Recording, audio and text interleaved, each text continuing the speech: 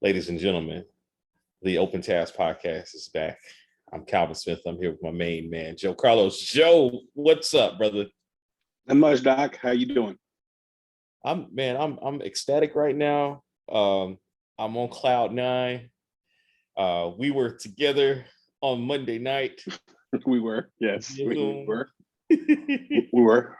along with a cadre of our other Morehouse brothers Yes. from the best group me group ever. Yes, very, very special group of guys. Yeah, man. The national championship game. The group me technically is Natty. it's owned by an Alabama a fan. I don't even. I mean, like JC would qualify as a super fan, right? And a former booster. And well, there program. There you go. Occasionally the mayor of Birmingham will pop in every now and again. We have the party was hosted by another huge Bama supporter, Huntsville's own, the future mayor of Huntsville, Christopher Lee.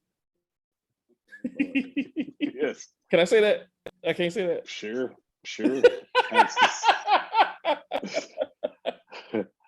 Oh, man. I don't look forward. I don't look forward to that drive. That's all I'm saying.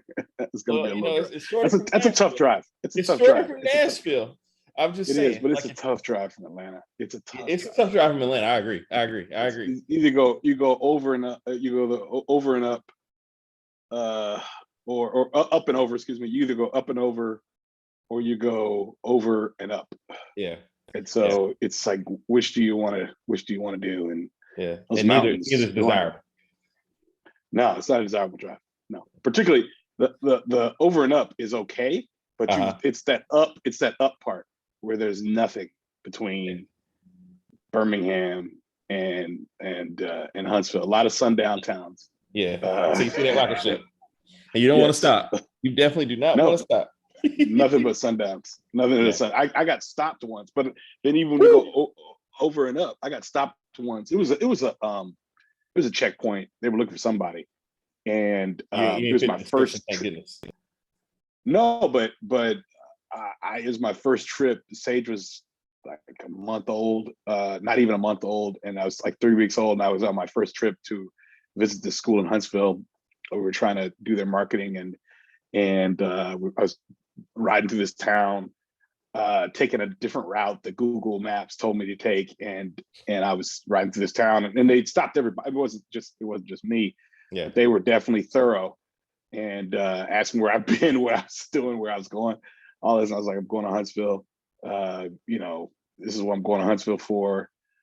Just all kind of just stuff. But I'm saying all that to say, it's no better. It's no better when you go through Birmingham and up. I had a fine time in Huntsville. That wasn't the issue at all. But getting there. Yeah. In their words, Alita Adams. Yeah. Get there if you can. Get there if you can. That's all I was trying to do. Well, brother. Yes. But yeah. So those lyrics haven't aged. Those lyrics haven't aged well. Well, Go ahead. I'm sorry. Cadre of gentlemen and Smitty's guest and myself were the only Smitty's guest being Bryce Adams, the champion of La Liga. Yes, he is the only ones supporting the University of Georgia. That's true. And we found ourselves in a precarious position at the end of the first half, finding ourselves down. And you arrived to the chat. So Joe Carlos has arrived. And our course just turned. It's probably, I don't know. I used to receive a very small pittance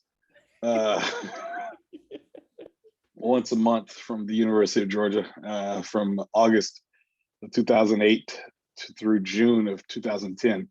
So perhaps that was, I don't know, perhaps me joining the chat did something to change that. All the people I worked with, they are ecstatic, to say the least. Most of them were Georgia grads. Many of them were Georgia grads, and so it's kind of interesting to follow along. Some actually, I got a friend from that office, Kerry Clinton, Donald Kerry Clinton, but goes by Kerry. Anyway, Kerry's like 6th generation Georgia grad, and yeah, It 6th generation Georgia grad. It does. I'm sure Peace Corps, Peace Corps, property in Savannah or something. Phi Beta Kappa Alpha chapter of Georgia. You know what I'm saying? So no, but his Instagram picture was just him jumping in the air. His wife took a picture of him jumping in the air in the house with glee and excitement, and it was I'm sure he just, well, if it wasn't for his 2 little girls, I'm sure he still would be drunk and on his way. I'm sure he's still on his way to Athens for the main event. I believe it's tomorrow, or it's either tomorrow or Saturday. That is what I hear. With no concern for social distancing whatsoever. But a lot of COVID going on in there. Oh yeah. Omicron will be in the house. But congratulations though. Thank you, man. Congratulations. Thank you. I mean, you saw. Well, I may or may not have taken my shirt off and waved it Petey Pablo style. I don't know. I like how you preempted it, because I was going there. The shirtless portions of the evening, I think, were the highlights. First, Smitty went shirtless when Alabama finally scored a touchdown, and then you went shirtless to combat it. Later, and you remained shirtless at that point. I think. So I can't recall, but you had a costume change. I did. You were in a nice Jim Tressel sweater vest. Yeah, Heathcliff Huxtable sweater vest. And season one he wore sweater vests. Yeah, season 2. Yeah. Before he got all Coogie'd out. Yeah, before and then you changed to your Outcast Hawks jersey, trying to get a little more in the spirit, and it showed. And I think it was. I'd like to say that your costume change was probably more impactful than my presence on the Zoom. That's what I'm sticking with, and that's the. I'll take your story. I'll take your how story. We got there. I'll take your story. All right, man. Well, so a lot has transpired since our last show. Unfortunately, the world lost a giant. Yeah. And I'm so glad that we had a chance to do one of his movies at the very least. But the loss of Sidney Poitier, man, just unexpected. Yeah. I mean, maybe it was expected amongst his inner circle, but for us, it was a blow, massive blow. Agreed. And you worked very hard to create a wonderful tribute to him on the Morehouse Instagram feed. Thank you. I don't know, man. Say something about it. No, I mean he's elegant. He was elegant and eloquent, erudite and smooth. He was the one. I watched In the Heat of the Night last night when I was doing some work late into the night. I started it at like 10:30. And watch In the Heat of the Night last night. I mean, he was just so cool. I think the whole movie is like 60 hours in Sparta, Mississippi. Mm-hmm. And I think he changed his clothes once, but he never sweats despite how hot it is for everyone else. I mean, he's the coolest of the cool, man.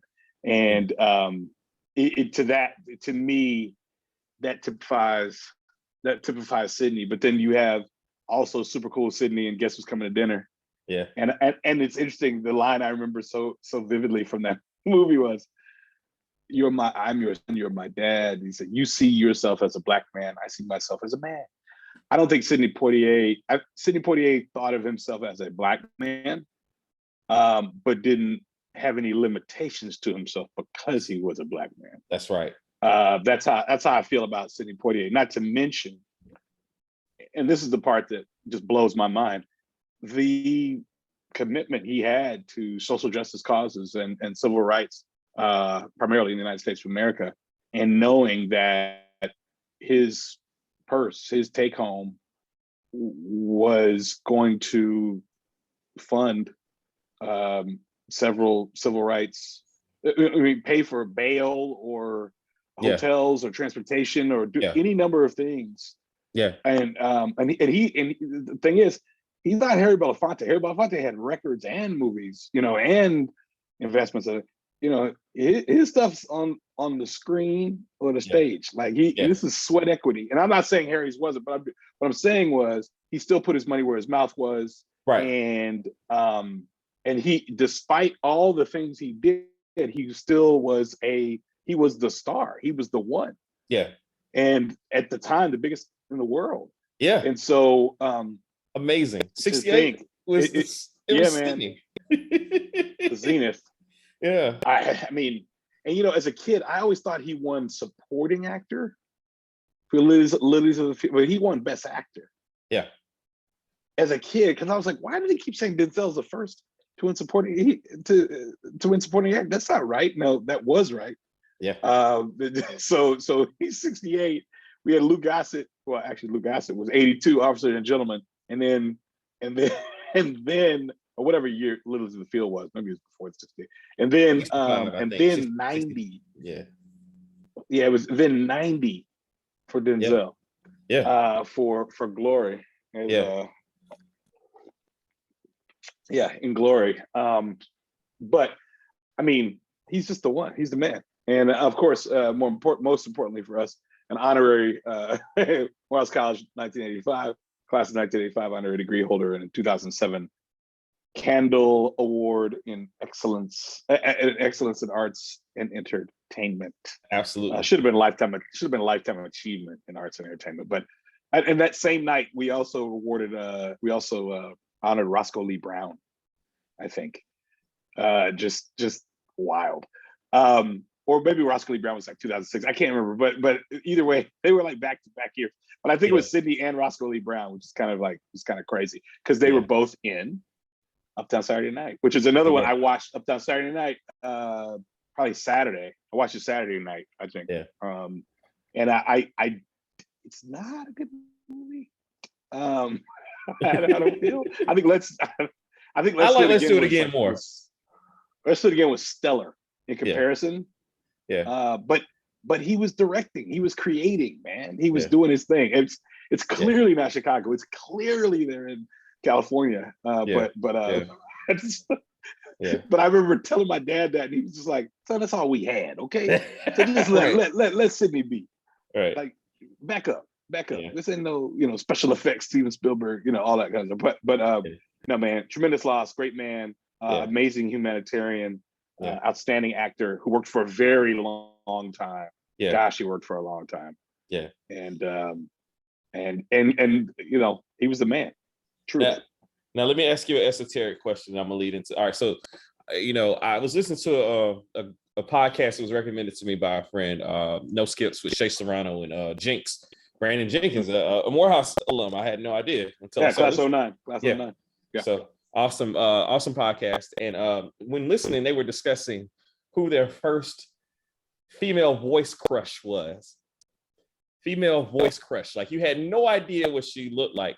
And for theirs, it was the young lady that was singing on what was the song? I'm blanking on it now. But it was a young lady that was singing like a guest singer on a rap song. Okay. Mm-hmm. They were like, we don't have any idea what she looks like, but we that's their female voice crush, right? Okay. And I was listening to it. I couldn't think of who would be my female voice crush until the untimely passing of Ronnie Spector. And then I realized I knew you were coming to Ronnie Spector. My first female voice crush. I had no idea what Ronnie Spector even looked like for years. Yeah. Because this is not my contemporary music, you know what I mean? But when I heard "Be My Baby" for the first time on Dirty Dancing, I think that was the first time I really heard and paid attention to it. I was like, yo, I like this lady's voice, Yeah. And Wall of Sound. Yes, the Wall of man. Wall of Sound is so descriptive and so accurate. So losing her, that was a blow. And then hearing that Zendaya is going to be portraying her in an upcoming film, I think that'll be cool. That's spot on. Yeah. I think that'd be very cool. I can't wait to see these wigs. But she, as a father of a daughter who loves Casey Undercover, Zendaya. Yeah. She wore a lot of wigs on that show. So I'm curious to see how that goes. Yeah. I'll put it that way. Yeah. I'm curious to watch how that one works. Yeah. But I'm sure that'll be an interesting. I wonder who's playing Phil. Probably Timothy Chalamet. Why not? He's in everything else. I've got, I didn't like him for some reason, and then I've been watching him in things, and he's just delightful. So I'm just gonna calm down. And I saw, and he was a Don't Look Up. I thought he was great in Don't Look Up. Yeah. I thought he was very good in The French Dispatch as well. Yeah. And I think I saw them within like the days of each other. And I was like, I've been mad at this man for no reason other than everybody's like, oh, we really like him. Yeah. So of course I won't like him. But then it was like, oh, he's all right. He's not bad. Yeah. So that's just it's a 2-film arc. So I have no other thing to Doom. No Doom. Nah, I can't. It's just limits to what I'll watch. Gotcha. I mean, I would. I love it. There's limits to what I'll watch. If you say we're doing Doom, then yes, I'll we're not ready to do but Doom. I wasn't allowed to watch Doom, the original, because my mother there was something about the imagery. David Bowie, she was just not down with me watching anything with David Bowie and a lot of leather or anything like that. And so like in 1984, 85. And Kyle MacLachlan. And so I wasn't able to see it. And there were no blacks in it. But there were really no blacks in Star Wars other than Lando. So but I was not allowed to watch it. So I think it's subconsciously in my head, like, oh, I can't watch Doom. But I really can watch Doom. So we'll see. The jury's out. But yeah, a tough loss there with Ronnie Spector. Well. Yeah, man. Indeed. All right, man. Well, we are here for a purpose tonight. Also, wait a minute. When was the last time we did a show? Last time we did a show was about what?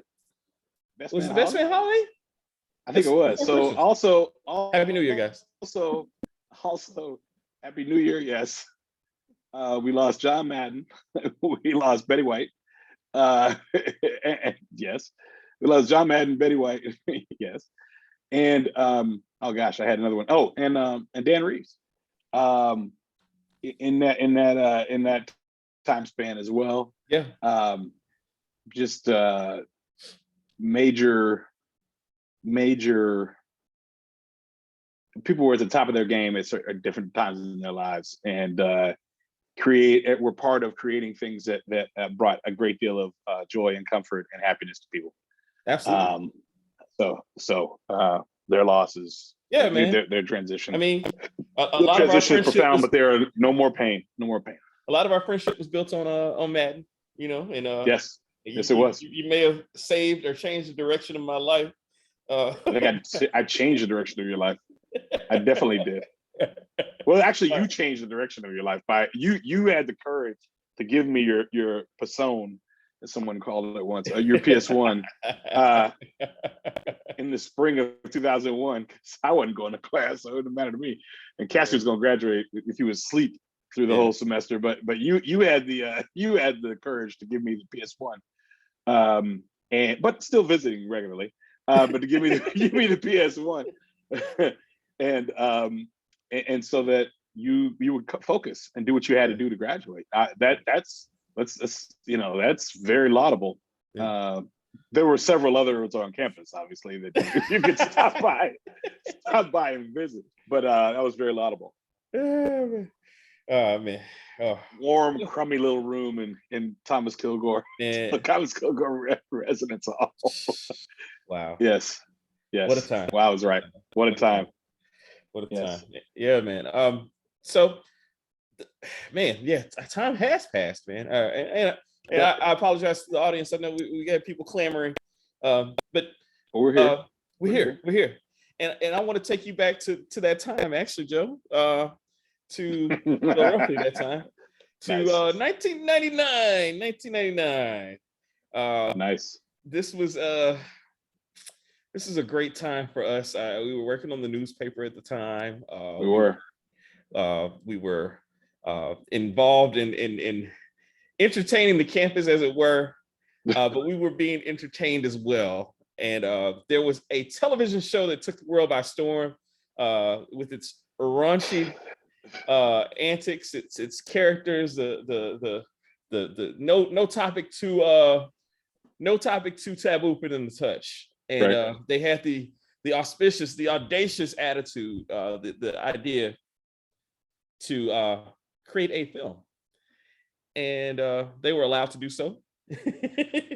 And it was released. They were allowed to do so. That's very well said. They were allowed to do so, yes. Released on June 23rd, 1999, at the Grauman's Chinese Theater, and then a week later to the rest of the world. South Park, bigger, longer, and uncut. Joe. Well, all right, let me ask you this. I know we usually talk about, like, you know, when we first saw the movie, but when did South Park come into your radar? That year before. I mean, it's been 99. Okay. Didn't it start in 99? You just said it. Or 98. It started in 98. I think it started in 98. Yeah, I didn't have, I did have cable. I lived in the Village of East Lake. We had cable. Then I lived with Seth and Wayne, then the Carter or whatever it was called. And I had cable throughout. So Phoenix Towers. I had cable in all these places. I would catch a show occasionally, but I think by the spring of 99, there were tapes where they would have like 2 or 3 episodes, you know, and so you could go to Blockbuster and rent it. It wasn't something I was terribly interested in. It was irreverent. It was an irreverent cartoon. It was on Comedy Central. Yeah. My brother and I been watching Comedy Central since 92, 91, 92, short attention span theater, which was just stand up. They just do half hours, but like just everybody would just do a little bit. And a bunch of other shows we watched on Comedy Central. So this was like really kind of out there for them. Yeah. To have this, but it made them. It made them. So I think that's when I was first aware of it. I was aware of it as it happened, but I remember I watched an episode like, oh, okay, these are little foul mouthed kids. Like, all right, but it wasn't. I didn't really. I didn't care. Yeah, I'm gonna be honest. I didn't care. I got you. How about you? So for me, I actually went back and looked at. So they came out initially August of '97. Okay. Oh wow. Which was right when I started Morehouse, but I didn't get up on it until like maybe that makes sense. February, the next February or so. My neighbor 2 doors down, so I was in 405 Du Bois Hall. My neighbor in 401, Ben from San Francisco, was like, man, there's a show, you got to see it. It's crazy. And he came back, he had the tapes of it. He had some tapes. They were not the tapes, the official tapes. They were some recorded tapes, you know what I mean? Sure. But like, it was outrageous. Like, I think the first one I saw was a pig and an elephant make love. And I was like, this is the wildest thing I've ever seen. This is incredible. And I got to see it again over and over. And as you recall, this is also, you know, we were just getting dial-up lines in our rooms and everything. This is before the T1. Yeah. They had like these soundboards where you could get the clips from the show. And so I made my whole computer theme South Park themed. Like, you know, making Cartman say crazy, outrageous things and Stan and the soundboard. The soundboards. You remember the soundboard era of the internet, Joe? Sound Blaster. What was that? What was the thing? Gosh, what was the program called? It's not Sound Wave. It was like Sound Blaster 2.0 or something. It was some plugin that you had on your computer that you had to put on your PC, your 382 or 42 on your PC. Was it Sound Blaster? Yeah, like it was. Yeah, I think it was NVIDIA Sound Blaster, something like that. Yeah, I had it for I had this amazing football game called Front Page Sports. I remember Front Page Sports. Football. Yes. It was the greatest game. I mean, it was just literally the greatest game ever. And I had my Sound Blaster 2.0 that I got from a buddy down the hall, Sean Cabell, when I was at Howard, and put it on and downloaded it to my computer. And I was able to like make little mixes with Wu-Tang and kind of blue while drinking Boone's Farm sangria. or Strawberry Hill. That's a If it was, an aristocrat. Yeah. No, but yeah, I can see you digging this. I can see you being an early adopter, going all in. I had a T-shirt, Joe. Again, but it did not hit the now. Now you were a freshman. Yes. So maybe it was a big deal among the freshmen. I lived that same that year. I lived in Kilgore, where everyone was at least 21, 22 years old, like everyone in there. Sure. And I just you had other exploits. There were other pursuits in that at Kilgore during that school year, and so South Park just was not high on the it wasn't high on the list of priorities for us. But I think by the next school year we were all more aware of it. The first season was out on tape. So now that, thanks for that timeline. So I'd seen most of the first season by the summer of at least by fall '98. Right. I'd seen it. I'd definitely seen it. Yeah. All right. Now, did you go to the theater to see it? No. The movie? Me neither. No. Me neither. No. I didn't see it in the theater. I saw it, and it was actually one of the very first DVDs that I purchased. Wow. It was. What was your first DVD purchase? What was your first DVD purchase? My first DVD purchase was Goodfellas.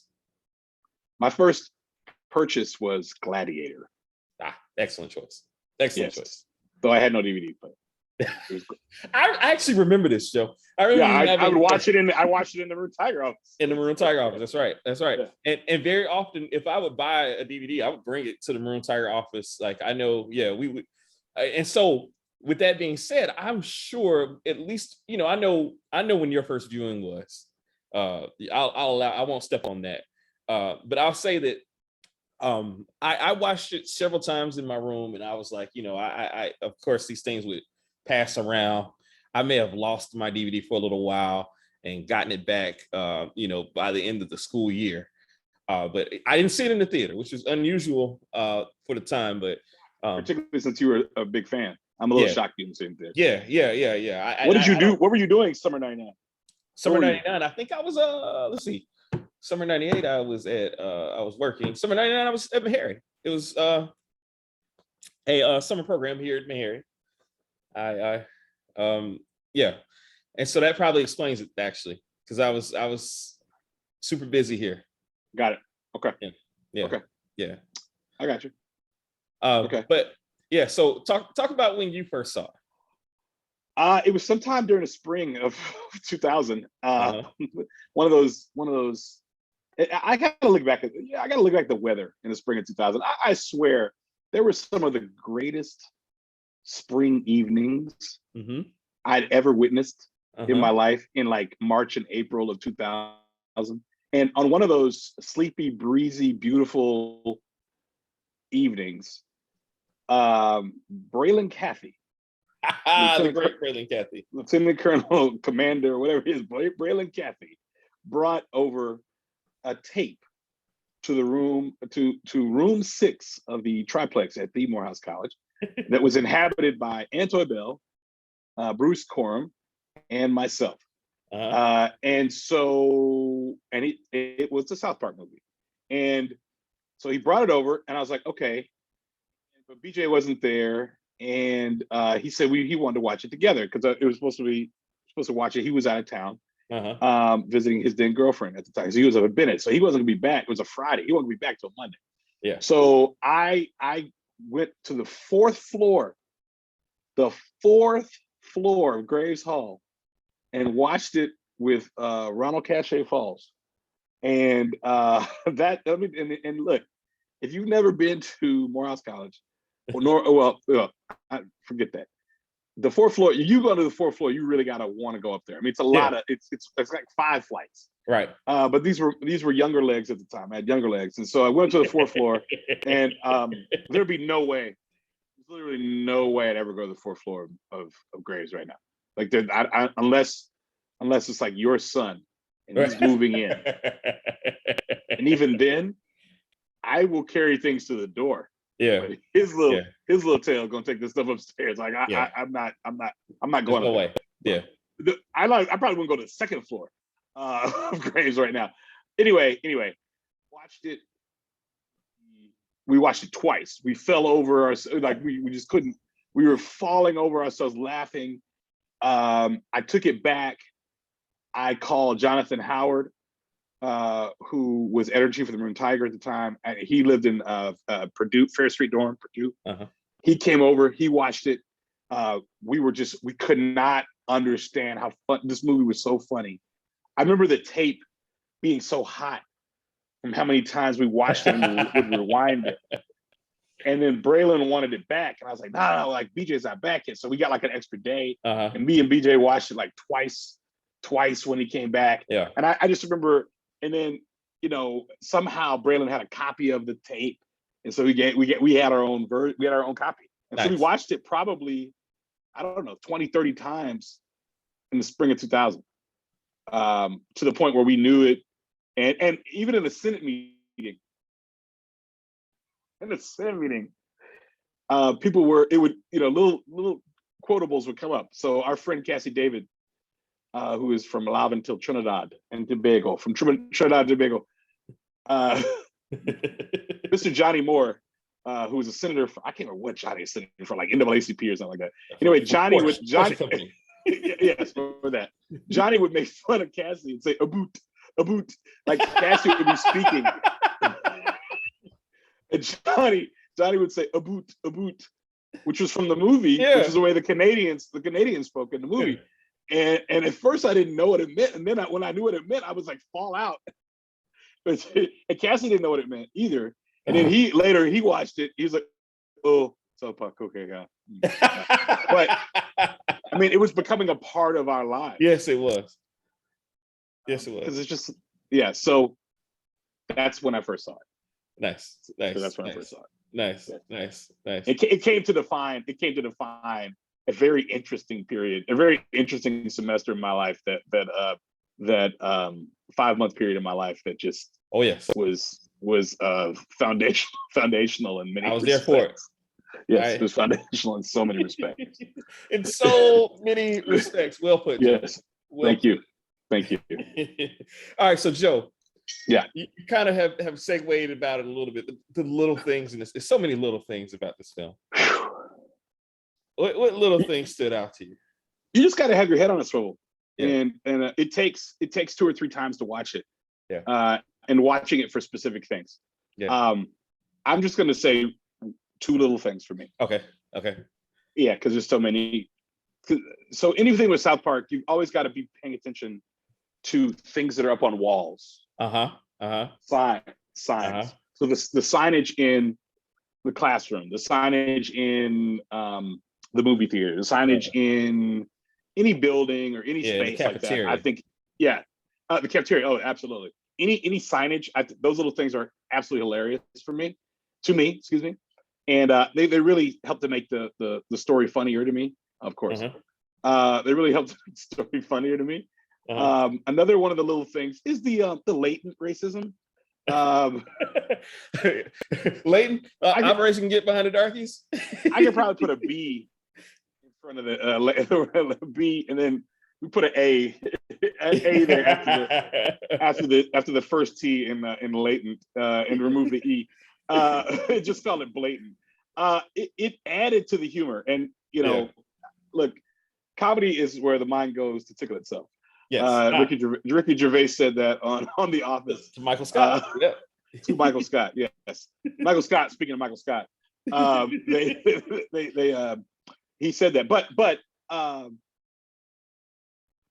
that part, I just find those little things, like, for no good reason, hilarious. And one more little thing: the guys are still precocious.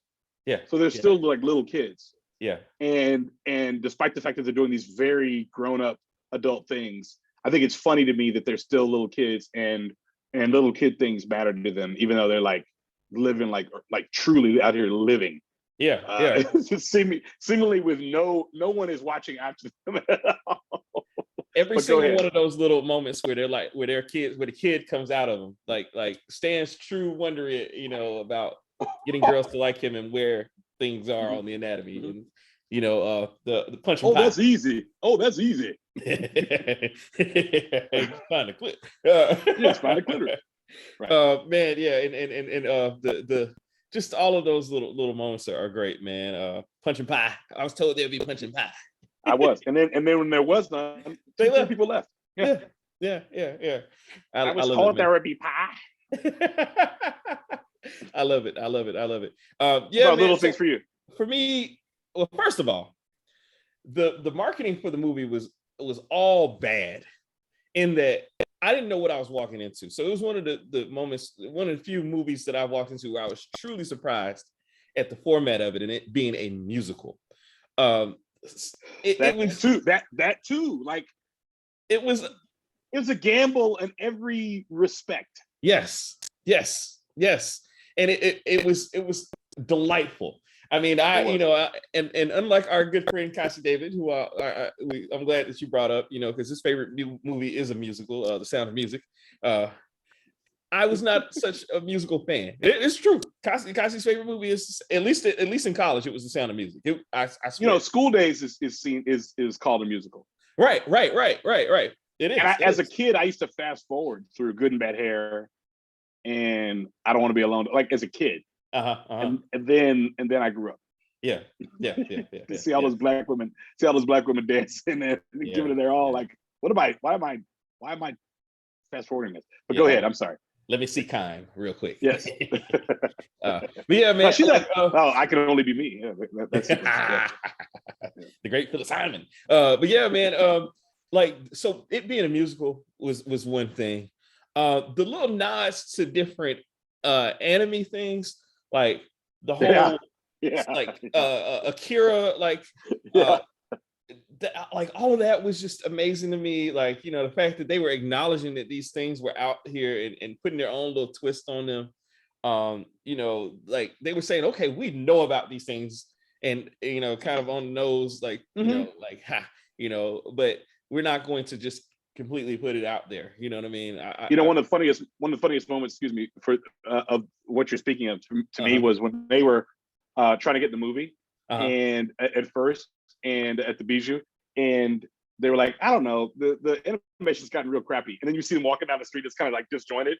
It's like really bad. Right. And they were like, okay, we hear you talking smack about us. Yeah. Exactly. We to your point, it's on the nose. Like, all right, so literally the next frame is them all disjointed, the way they're moving, so they make fun of it. Yeah. For that 5 seconds. But you got to be paying attention. It's the risks that they took to put everything out here to talk about a despot who was still alive at the time. I think when we first talked about Saddam Hussein. The movie, that Saddam Hussein was still alive then. To make him dead and in hell, and the primary antagonist of the movie, like, just and the fact that he's the antagonist and not the devil, right? It's so interesting, to make him the devil sympathetic, as it were. Yes, they made the devil a sympathetic character. It's like Oliver Stone and Nixon. I mean, he made Nixon sympathetic. They made the devil sympathetic because Saddam was worse than the devil, and then turning it so that Saddam and the devil were in a relationship, at least a sexual relationship, as well. And then Saddam was just like off the hinges completely. It was so irreverent. But it was like, Saddam Hussein, so who cares? You know what I'm saying? So it was so irreverent that you then were sympathetic for the devil. What? But and if y'all haven't seen it, I'm sorry, because we're just gonna spoil it. And it's been 23 years this summer, so sorry about that. But that I thought that was pretty interesting, how he was able, how they were Matt and Trey were able to do that and yet still do it with a little bit of heart. But I want to go back to your point about the songs. Every single song, except for like okay, every single song to me was amazing. And I think every single one of those, well, not every single one, but many of those songs could have been up for Best Original Song. Blame Canada was the one that was Oscar nominated. And I know why, because they couldn't nominate, Uncle Fucker, or they Right. couldn't nominate, unfortunately, the medley. Yeah. Which I think the medley literally is. The medley is the best. It's the best of all the. It's all the songs together. Yeah. It's got the most jokes in it. Yeah. It's amazing. But honestly, what would Brian Boitano do?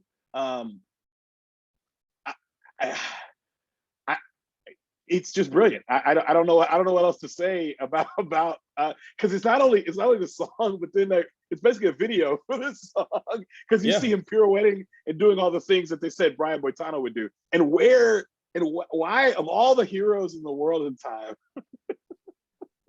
these guys are like, we're gonna say, these kids say the biggest heroic character for these 4 kids is Brian Boitano. So because he doesn't take any stuff from anybody. Not right? Brian Dennehy. No, not. Hey, I'm Brian Dennehy. I'm Brian Dennehy. What would Brian Boitano do if he were here today? I bet he kick an answer to. That's what Brian Boitano would do. Oh my gosh. It is amazing. It is amazing. I want this V chip out of me. It has studied my vocabulary. What my fragile little mind. My fragile little mind. Yes. Oh my gosh. Sorry, I just want to say that. It's crazy, man. Look, all right. So you brought up the medley. I had to look up the lyrics because my favorite line in the whole thing is, "They may cut your dick in half and serve it to a pig, and though it hurts, you'll laugh and dance a dickless jig. But that's the way it goes in life. And though we're shat upon, though we die, la resistance lives on. Man, it's just incredible, man. How is that not up for seriously? That to me, that's brilliant. Brilliant lyrical writing. It is. And the fact that they were able to get it made, it's kind of like Life somehow got past the censors, like the movie Life or Goodfellas got past the censors without an NC-17. Because in Life they cursed a lot. I mean, they cursed a lot. Goodfellas, they cursed a whole lot. The fact that this song, that literally the medley got past the ratings board somehow. Mm-hmm. I'm in awe of that. I'm utterly in awe. They played a lot of smoke and mirrors to the MPAA. So what they would do a lot of times, and this is from listening to the commentary, was that they would do something ridiculously outrageous first, and then say, okay, well, we won't do that. We'll do this instead. And it was kind of compromised, but I think some of those times they really were wanting to do the thing they ended up doing, if that makes sense. Yeah, that makes all the sense in the world. Because and from listening to the commentary, the MPAA and marketing people in Hollywood are really some of the lowest IQ people out there. They really, I often wonder where some of these people go to make a living, and it is very likely there. Just very bad. Really? Okay. Go ahead, please. No. Well, I was just going to ask you one last question about the music, since we're talking about that. Did you happen to listen all the way to the very end to the Michael McDonald song, "The Eyes of a Child"? Of course. And I only did that though because I heard about it late. Like I read about it in Maxim. Yes, of course, in Maxim. So I thank God for Maxim. Thank God for Maxim. I mean, this is like a perfect mix of the late 90s. I mean, I don't know how else to say it. Yeah. But it just kind of is. But having said that, yes, I did. To answer your question first, yes, I did. Those that are listening to this, that have seen South Park the movie and enjoy it, but for whatever reason, you rewound it and watched it over and over again, and you have some aversion to the credits.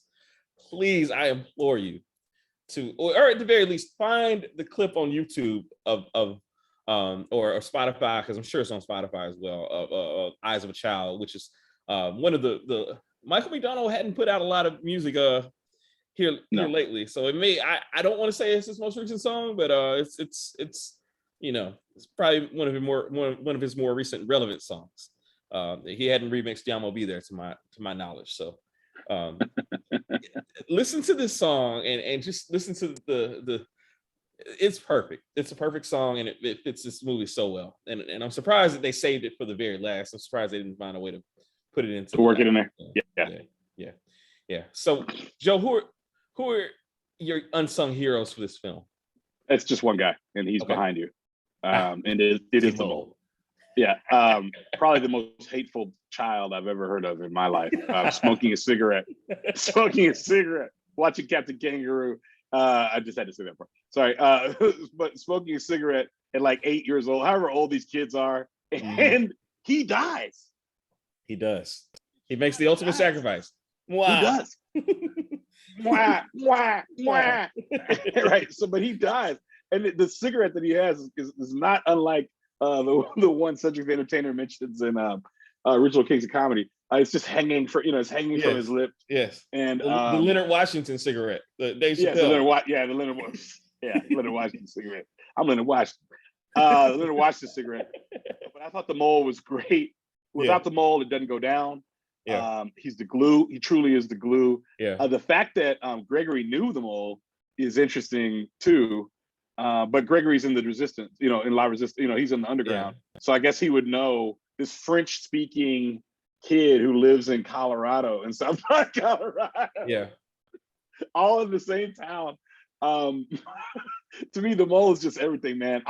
He was a bit irreverent. I didn't like his speech about God, but the questions he said, the whole film's blasphemous. But I that's the only thing I didn't like about the mole. Yeah. But when they asked him the first question, he goes off talking about in utero, things that happen in utero. It's like, what the heck? That's what I'm like. What are we watching? What are we watching? Yeah. Brother. So but the mole was great through and through, and was a tactician. Yes. And a strategist. And for those reasons, and he was just when you thought you laughed enough, then they brought him in. Yes. A brand new character, just yes, amazing. He's not my unsung hero, but I got to give a shout out anytime Big Gay Al is there. Big Gay Al is my guy. Big Gay Al, absolutely. Big Gay. I love Big Gay Al.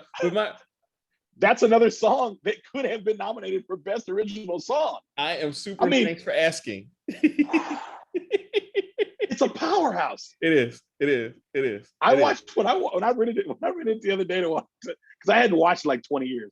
Yeah. I had not watched the film in like 20 years. And when I rented it, when I lost my DVDs, I just there's certain things I just stopped watching. Sure. When I rented it, I can't even breathe about how funny that whole segment was. Thanks for asking. How are you? I mean, Big Gay Al is amazing. And I can't even speak. Go ahead. I'm sorry. That was yours. No. He's all right. So he's my third runner-up. Second runner-up. Oh, wow. Okay. Yeah, I just want to say something. Sure. The Big Gay Al scene was so similar to I'm Super. It was similar to the end of Blazing Saddles. Yes. It was like a quiet homage, like a silent Mel Brooks, homage to Mel Brooks and Dom DeLuise. Yeah. I which that definitely you can't quote any of that. No. Scene now. But very un-PC. Oh my gosh, so bad. But what a white woman is. But yeah, I'm talking about the very last scene. I know. Yeah, but literally, I it was like, okay, I agree. I'm with you. But I agree. What am I saying? But anyway, go ahead, man. So, all right, Big Gay Al was number 3 for you. Number 2, Sheila Broflovsky. Gotta be Sheila. Al's mom, big fat bitch. Like the lyrics to Blame Canada. Yeah, we're not gonna blame ourselves. Yeah, should we blame the parents? Should we blame the child? No, the actors. Oh no, blame. And she had a Canadian son. Her son was Canadian. Her adopted son Ike was Canadian. In fact, the hypocrisy of it all. Super sweet. Super sweet. It's like my mom. Right. Go ahead. But so my unsung hero, unsung heroes, Terrence and Phillip. Terrence Henry Stute and Philip Niles Argyle. I didn't know they had last names. Terrence and Philip are amazing. When they confront, I'm gonna tell you my favorite moment. Oh, Conan. When they confront Conan with his betrayal, and then Conan jumps out of the window. They were obviously mad at Conan. Matt and Trey were obviously mad at Conan. I found out who played Conan. It was like Dave Foley played Conan or something like that. No, it was Brent Spiner, who was who's Brent Spiner? My man from Star Trek. Gordy, yeah, from Star Trek. Yeah, from the Next Generation. Yeah. He played Conan. Conan, you laughed at us. How could you do this, Conan? Okay, but Terrence and Phillip, sorry. Terrence and Phillip, just, I mean, from the remarkable award-winning turn in Ashes of Fire, just the fact that they had this #1 film and become pariahs, and the entire fate of the world turns on the spilling of their blood. The Baldwins died. All the Baldwins. And the Arquettes were next. And the Arquettes. All the Baldwins are dead? All of them? Yes, even Billy. Yeah, man. But Terrence and Phillip are so fucking funny. Every single time they're on, like, they just chew up everything they're in. Even up to their deaths. They were not fearful, really. I mean, they were, but they were not. Those brave Canadians, Terrence and Phillip, who only wanted to entertain us with fart jokes and potty humor. May I finish? May I finish? This is a boot. This war is a boot. Tell us when it's a boot. It's a boot. It's like, tell us again what it's about. Okay, I'm finished. So yeah, Terrence and Phillip up there. I mean, I find no fault in that response. I mean, if you think about it, it doesn't really. There is no film without Terrence and Phillip. Even though the main characters are the kids, but Terrence and Phillip really are, without them and their magnum opus. Right. You know, the inciting event. Yeah, that is definitely the inciting event. If we're writing the script, this is the inciting event without question. Absolutely. Can we make a really quick new category, the opposite of the unsung hero, which is my man Gregory from Yarddale? I hate Gregory. We had the hated character. It just depends on the film. Let's go jump the hilly brush. Come, Wendy. Well, why do we hate? I'm gonna call it the Keanu. Why do we hate Gregory? Why do we hate Karen Filippelli? Actually, we didn't hate Karen Filippelli. We love Karen Filippelli. We are the president and co-president of the Karen Filippelli fan club here. Like, was your father a GI? It's very exotic looking. Very exotic look. But I couldn't make that again today. I'm gonna call it the Keanu. The Keanu. The Keanu. Who is the Keanu? Who is the Keanu? Or maybe the Kikukala. Yeah. Kikukala. I'm not firing the maid. She's not. You can't. She's not the maid. She's not the maid. Yeah. Okay. Before you walk out of my life. Before you walk out of my life. Hey. I want to do at least a mini episode on the Keanus. Okay. The hated characters that really, like Monica Priestley's hated and the world's proud of, but really it's Nate. It's really Adrian Grenier. He's the bad guy. Yeah, he's the bad guy. I agree. There's Dwight is hated, but it's not Dwight. Dwight's just trying to work. He's just trying to work. Yeah. Jim's trying to goof off. Yeah, he's just trying to do his job. He's a rigid guy. He's rigid. He is. And he does so well. He buys the building. He's the number one salesman. In the whole company. Anyway, back to this. So why do we hate Gregory from Yarddale, who has straight A's at Yarddale? Because he stole my man Stan's woman. That's why. But Stan couldn't even talk to her at the time. I mean, he would throw up. The projectile vomit was probably one of the funniest. That's a little thing I love. And so did I when I saw Asia Richardson at my 20th year high school reunion. I still couldn't talk to that woman. I hear you. I hear you. Hopefully at well, this 30, is 25. This is 25. 25 this year. 25. Hopefully y'all get to do a 25 this year. I will still barf in her face. No, but I mean, we could all understand what Stan was going through. Yeah. And any self-respecting man could understand what Stan was going through. Yeah. And so and Gregory being there, like, who's this kid? Yeah. You know, like who are you? I'm Gregory from Yarddale. My name is Gregory. I'm from Yarddale. I transferred Yarddale. I had a 4.0 GPA. He's a new kid. What did he say? We've been skating and talking of times of yore. Like, what did he say? Something yeah. He was talking of times of yore. He was so prim and proper. Yes, he was. But he was competent. He was competent, and he was a leader. Yeah. Yeah. La Resistance. For Wendy, I'll be an activist too, because that's what Brian Boitano would do. Yes. Well, it's the truth. I mean, there's those bars. For Wendy, I'll be an activist too, because that's what Brian Boitano would do. Brian Boitano is a hero. Yes. And by Boitano, we fought with Kublai Khan. We killed the grizzly bears. We killed the grizzly bears. Oh my gosh. Yeah. I get it. The one I dislike, it was Sheila Broflovsky, because she just got on my nerves, like not taking responsibility for anything. Sheila's name would be Karen now. Oh, absolutely. Starting a whole war against Canada because you didn't watch after your kid. Yeah. To find out where he was going. You know where he was going? Mm-hmm. That's on her. Yeah. No, I agree. And everybody was complicit. Everybody. You know what my favorite little scene though is when the opening scene, and they start singing, and they walk around and they get to Cartman's house and they say the movie's out. He goes, yes.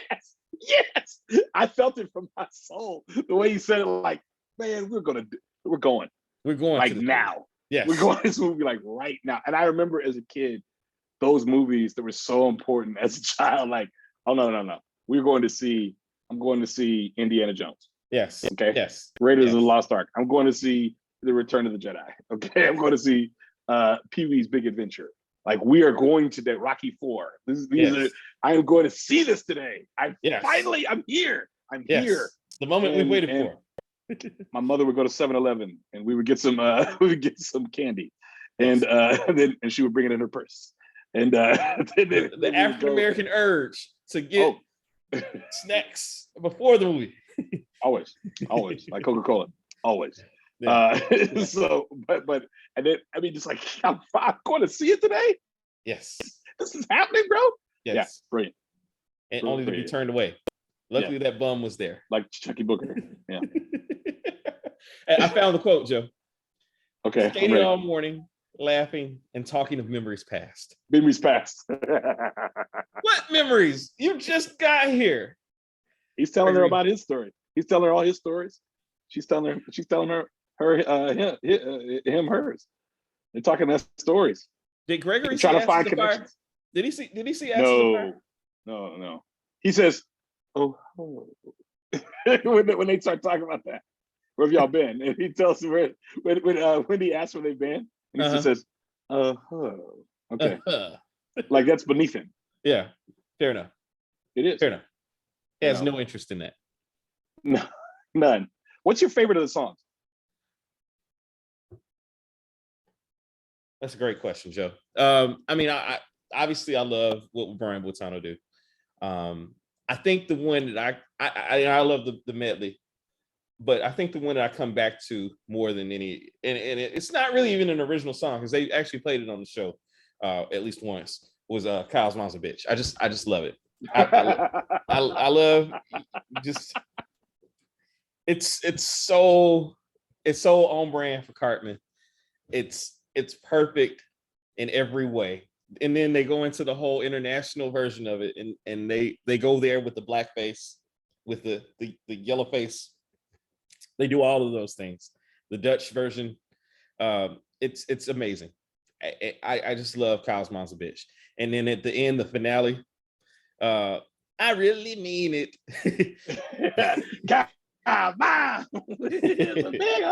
Yes. Yeah. And she's there. Point. And she's there. She was there. She was right there. She hears it. Well, that means he had to get the chip after that. Yeah. And they were trying to warn him. Yeah. But he's Cartman. He's Cartman. Yeah. What's your favorite song? I mean, you're on record. Yeah. I mean, God has smiled upon you this day. Fate of a nation in your hand. I can't sing it. In your hands. And blessed be the children who fight for all our bravery, till only the righteous stand. You see the distant flames, they bellow in the night. You fight in all our names what we know is right. And when you all get shot, because everyone's going to get shot, and cannot carry on, though you die, La resistance lives on. Yeah. You may get stabbed in the head with a dagger or a sword. You may be burned to death or skinned alive or worse. But when they torture you, you will not feel the need to run for, though you die. Our resistance lives on. The parents blame Canada because their country's gone awry. Tomorrow night, these freaks will fry. Tomorrow night, our lives will change. Tomorrow night, we'll be entertained. In execution, what a sight. Tomorrow night, up there's so much room where babies burp and flowers bloom. Tomorrow night, up there is doom. And soon I will be going to, back to my days. You're a boner biting bastard, Uncle Fucker. Looks like we may be out of luck. Tomorrow night, we're pretty fucked. Why did our mothers start this war? What the fuck are they fighting for? When did this song become a marathon? That might be the most telling part in the song. Satan, I want to be up there. Sheila, when Canada is dead and gone, there'll be no more Celine Dion. And then back to what you've shared earlier. They may cut your dick in half and serve it to a pig. And though it hurts, you'll laugh and dance a dickless jig. But that's the way it goes. And though we're cat upon, though we die, la resistance lives on. I mean, incredible. I don't know. It's absolutely, it's the best of the film. Other than Cartman's song. Yeah. It's the best of the film to me. Yeah. And it's all there. Yeah. And so the medley just really answers the questions. Other than it didn't reference Brian Boitano, oddly. I just realized that. Yeah, that's the only song that really doesn't get a mention. Well, I mean, in Kyle's mom, but but I mean, so what's my favorite of the Brian Boitano ones? I'm gonna say when Brian Boitano was in the Alps fighting grizzly bears, he used magical fire breath and saved the Maidens Fair. That's top shelf right there. It won't be top. Brian Boitano, his exploit. What's your favorite? My favorite Brian Boitano thing, when he did the triple sow cow. Yeah. Skating for the gold. Skating for the gold. A triple Lutz. Was it a triple Lutz? Okay, triple Lutz. Yeah, something like in a certain something blindfold. It's like what? Let's see. When Brian Boitano traveled through the time to year 2010, he fought the evil robot king and saved the human race again. And when Brian Boitano built the pyramids, he beat up Kublai Khan because Brian Boitano doesn't take shit. Oh my gosh. One day I'll be an activist too, because that's what Brian Boitano would do. When Brian Boitano was in the Olympics skating for the gold, he did 2 sow cows and a triple Lutz while wearing a blindfold. And then you see it. Yeah. Great. And I think this is I think he actually did this. He did do those things. He did do those things against Kurt. What was this like? Who was this? No, it was Brian. It was the other guy. It was the other Brian. It was Brian from Canada. Brian. I'm thinking Jill Trinery. Jill Trinery from. She was from Canada. Brian Orser. Remember? Brian Orser. It was such a big deal. Golly, it's so crazy to think now, man. Wow. How big a deal the figure skating wars were. Huge. I mean, if you think about it, it was such a captivating thing. It was huge. You get that crackpot nut, Tanya Harding hitting Nancy Kerrigan. Why? I forgot. Brian Orser. Oh my gosh. Yes, Brian Orser. These idiots, like, well, if we hit her, then she won't be able to compete. Like, what is wrong with you? Skaters are supposed to be. It's like golf. All right. You're supposed to have a little more, you know. Now you've seen I, Tonya, right? Have you seen I, Tonya? Nah. I just there's a certain level of. I'm a Margot Robbie guy, so I can understand that. There's a certain level of PWT that I just can't get into certain levels of PWT. I got you. It was it's all of that because our girl from the fighter also Melissa Leo. A lot of Melissa Leo. She lived. That's her sweet spot. It's like when she made Treme, it was like a weird.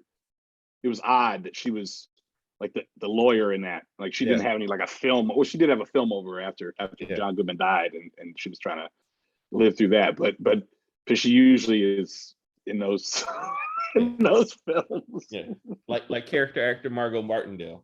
Margot Martindale. She's in the Hall of Fame though. Yeah. Of character actor work. But Margot Martindale is. They laugh at you. So South Park walked so that BoJack Horseman could run, and Margot Martindale has a great turn in BoJack Horseman. If you've never seen that series, her character is actually known as character actress Margot Martindale, and it's incredible. But at any rate, Joe, I mean, like, there's no place to rank it. It's just crazy. It just is what it is, man. There's because there's nothing before like it. There's nothing really after. I mean, it has a lot of children. Yeah, it has a lot of sons and daughters. This film does. It's genre defining, and we this is one of our old categories we haven't talked about it in a while, but certainly applies here. Genre defining. And they did it at a perfect time. Yeah, when they were, I guess they were like, well, if they're going to let us keep making TV shows, and we can only do so much on TV. Let's see how far we can get with the movie. And they did it. And then they were up for an Oscar. Well, so they thought they weren't going to be able to make it. They thought that after season 2, they had gotten such horrible reviews for season 2 that they thought this is their swan song. So they were like, just leave it on the field. And then, apparently. And then, but it worked we are still watching South Park. It's a happy end. Canadians and Americans are friends again. I say that all the time when things work out. Like all work, I to this day, day. Yes, Canadians and Americans. Diplomatic person that you are. Thank you. But the line you read from the medley, that I probably recite that every day. Every day. When I had COVID the last week, the week before that, I probably said, and I just watched it. I was basically in isolation. I was saying it probably 5-10 times a day. Yeah. But because we used to laugh at it all the time. I mean, So yes. So Joe, yes. I want to give a quick shout out to our man Isaac Hayes, who was complicated man. Forgot about that. Complicated man. As the guide to life for these young men, the one that probably truly cared about them, Chef. Yeah. And his braveness and boldness in saying F that for Operation Human Shield.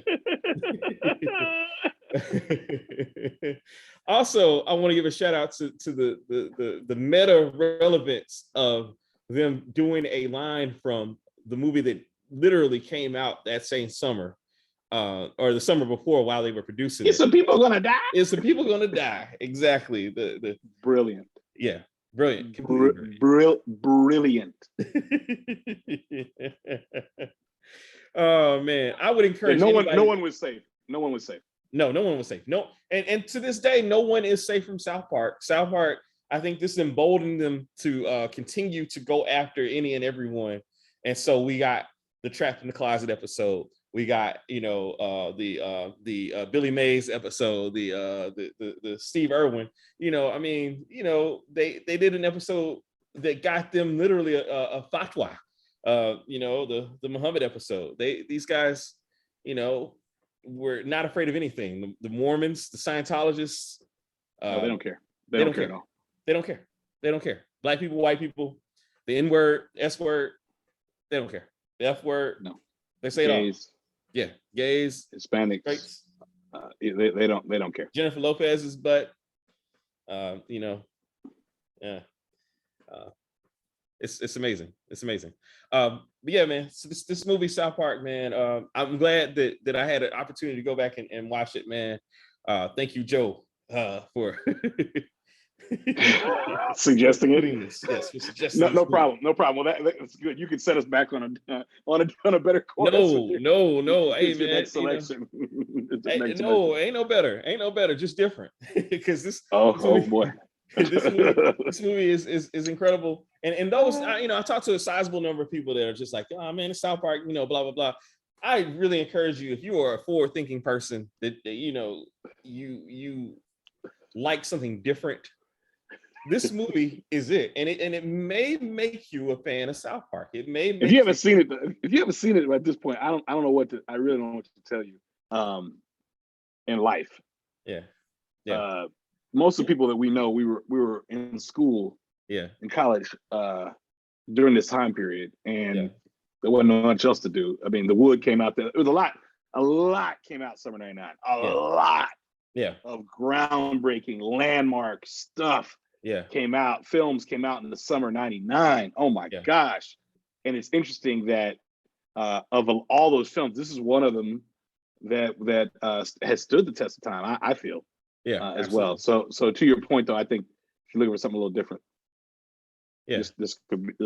But if you got kids, do this. You got to do this when they're either not in the house or away at school or asleep, really asleep. I mean, depending on how old your kids are. I'm gonna put that disclaimer out there personally. I agree. I totally agree. I totally agree. So we got MLK coming up next week. We are going to jump into. I want to save a couple of movies for Black History Month. That I can think of specifically. By the way, Joe, you've been in Atlanta long enough. You've seen the Little Boy King, right? You've seen the Black I saw it when it premiered. I mean, so did they show it nationwide? I thought it was just Monica Kaufman introduced it. I mean, it was an ABC. It was the WS, not ABC. It was a WSB production. WSB. I saw it in Dallas as a kid. Yeah. Okay. Fair enough. Yeah. They shot at the house. They shot at the house. He's in the house. Little boy king, keep your dream close to your heart. Something like that. Hey, okay. So I must apologize then to the masses for claiming it only for Atlanta. I watched it in Dallas. I can't say they played in Salt Lake, but I know I watched it in Dallas as a kid. Okay. Well, you don't have to claim Forsyth County then. Not you, Joe. The people. Don't worry. No worries. The people I was talking about on my Facebook status. Okay, fair enough.